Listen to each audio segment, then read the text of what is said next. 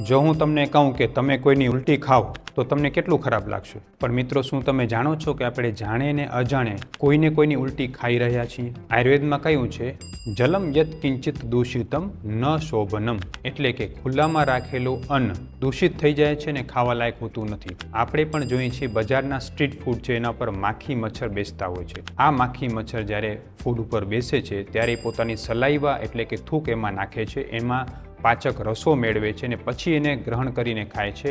એને કારણે જાણે અજાણે એની થૂક, સલાઈવા અને ઉલટી એ એન્ઝાઇમ્સના રૂપે એ ભોજનમાં રહી જાય છે અને એ ભોજન પછી આપણે ખાવામાં આવતા હોય છે અને એ ભોજન જ્યારે આપણે ખાઈએ છીએ ત્યારે એ બધું આપણા પેટમાં જાય છે. એટલે એક રીતે જ્યારે આપણે સ્ટ્રીટ ફૂડ ખાઈએ છીએ ત્યારે આપણે આવા જીવજંતુઓની ઉલટી અથવા તો થૂકને ખાતા હોઈએ છીએ. એને કારણે ઘણી વખતે આપણે બીમાર પડીએ છીએ, પેટમાં ઇન્ફેક્શન કે ચેપ લાગી શકે છે.